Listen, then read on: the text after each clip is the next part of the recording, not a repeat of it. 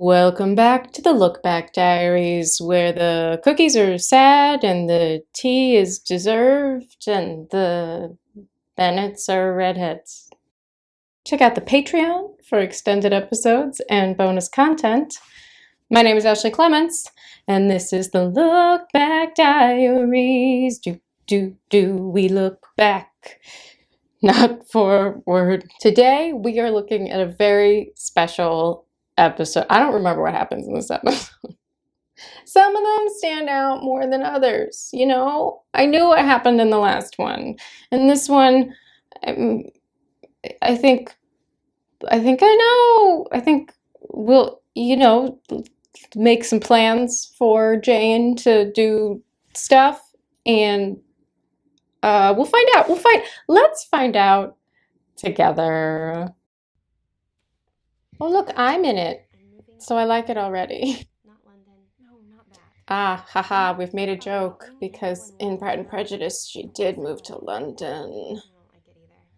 Could Laura Spencer be more adorable? She's just like so precious. The little swirl in her hair and the little bow. I think that was like a clip she added to things. I think that appears more than once. My dress is from H&M. And if there is fault here, it lies not with Bing, but with John the Bastard. And by John, I mean Darcy. Yes, that's how we know this is a Margaret episode. Darcy engineered a convoluted plot to keep Bing away from me. People don't do that. Oh, but they do. And Lizzie is right here. Lizzie My name is. Bennett, and I am not being paranoid. Na na na na na na na. You really think there's a reasonable explanation for Bing and company packing up and heading for Los Angeles? Yes. Okay then. Say goodbye to the nice people and leave me to my delusions. That's actually enjoyable.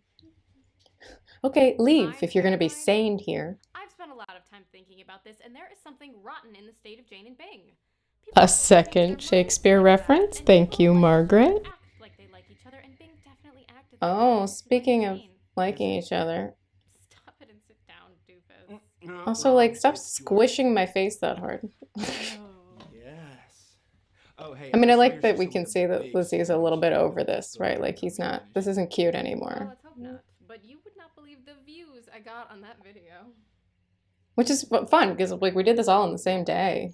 That is a sacrifice that This would have been maybe the... Oh, no. We just did that for no reason. But this would have been earlier in the day because Wes was still there, so... Why did you have to do that? We were enjoying a nice banter and then... Middle of the day, maybe? Hair up, but it was real hot, so... I'm about to bring him up again.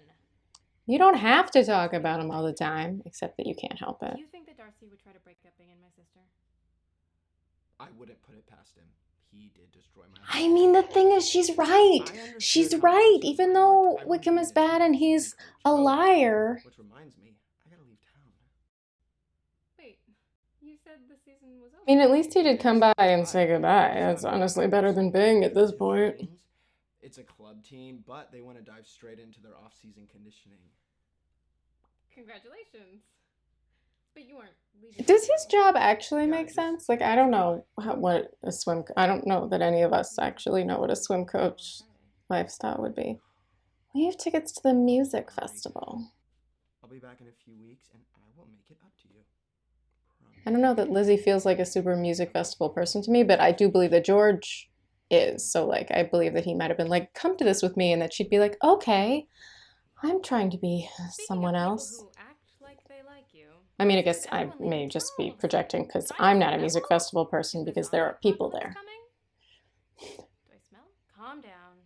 At this point, you probably do smell because it's very, very hot. Yes, I definitely can. Nope, I'm done. Oh, is the camera still? Hey, is something going on with George leaving? No, everything's fine. Don't be paranoid. I'm not. Oh, we started the episode the same way we stopped. Some of the hallmarks of a Margaret episode, I would say. As we've discussed, she wrote a lot of the connective tissue episodes, and this is moving a lot of important pieces between some of the kind of more high drama episodes that others were more excited to write. We've got to get Wickham out of here. We've got to get Jane ready to go off to Los Angeles, not London. And we've also got a lot of, like, good Margaret jokes, like a lot of sort of more erudite, literary jokes. Shakespeare, Jane Austen. We made a Jane Austen reference, pretty niche for this audience. And then tapping into our common concerns of Darcy probably being terrible, which is true in this case. Lizzie was right. And of course we'll learn that, maybe he had reasons to be suspect. But rather than, use words, have a conversation, ask questions, assume the best in people, we don't get that.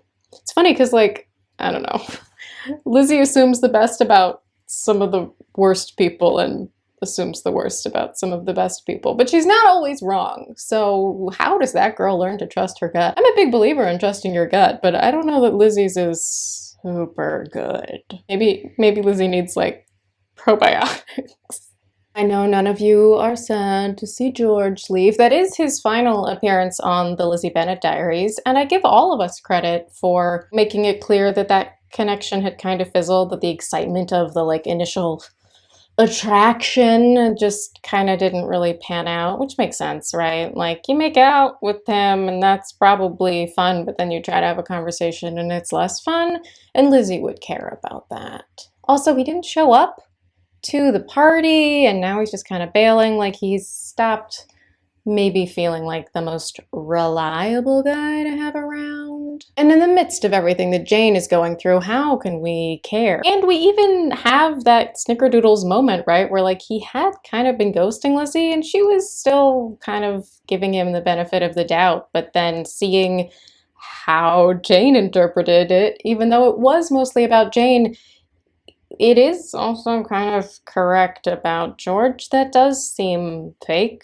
Because it was definitely fake, right? Obviously, now that we know George, we know that was fake.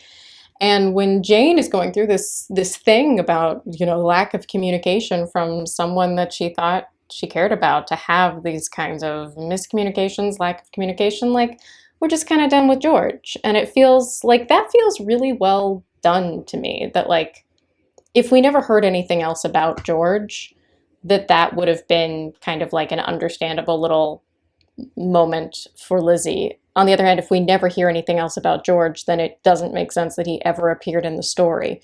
So don't worry, we will, in everyone's favorite, in terms of storytelling, very well done, but I understand that it brings up feelings. But also we like having feelings, it's why we watch things, so.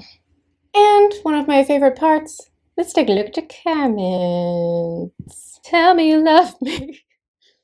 Moya Jackson says, first red flag, standing her up at Bing's party. Second red flag, making up that bogus excuse as to why he stood her up and didn't call. Third red flag, leaving town and telling her last minute. Those are actually 9, 10, and 11th red flags. We've had more than that, but yes, those are red flags. Good for you. I would say the first red flag would be how he behaves in the first few moments of his appearance on the Lizzie Bennet Diaries, and certainly his anger after Lydia spills water on him. There's lots and there's more, but good. Yes, those are red flags. Caroline Bandiera says, do you really think Darcy engineered a convoluted plot to keep Bing away from me? People don't do that.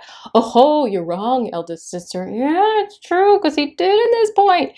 He did. Lauren Conrad, I'm moving to Los Angeles, not London. These subtle gestures to the original book where Jane moved to London for a few weeks. Yep. Is it just weeks or is it longer in the book? It's hard to, again, we know it's been a decade since I've read it, but time moves so differently. I feel like if you go to London, it's for the season, but I don't remember. I'm also possibly confusing many Jane Austen books. Sally, is it Thames, like the river in London? Says, call her Peach one more time. I dare you. Ellen Kate says, I like how this series makes you question Lizzie's character throughout. in the book, and whilst watching the TV series, I didn't really do that until the ending. Paolo Rivera says, every time George says peach, an angel loses its wings. Okay, a lot of this is about not liking George. Doot, doot, doot, doot, doot. Of course, we're concerned with Darcy. La, la, la. This one makes me laugh. Signal Firefly says, after watching this several times, I just noticed that Lizzie is barefoot when she goes to help Jane with the suitcase. Refreshing, and makes it seem so much more real to see a character not wearing shoes in her own home. The first time we ever see Lizzie's feet, it's like in the very first batch of episodes, I'm wearing flip-flops, and I didn't think you'd be able to see my feet, and it bothers me because I'm wearing like a button-down and jeans and flip-flops, which makes no sense. It would make more sense if I was barefoot. So yeah, then I was aware you could see my feet. Oh my god, y'all are so mad at George. I get it. Also lots of zombie jokes. Well, here's a compliment for Margaret, a P&P reference, a Shakespeare reference to my favorite play, no less. And Lizzie, still in denial. Don't be paranoid, I'm not. 3 reasons why I love this episode. Well, we love Margaret, and we love Lizzie Bennet Diaries, which is why we are here, looking back at them. And what else can I say? I should check back in and say that I said I would be transparent with you about the money, well, as much as I even know, which is ultimately very little.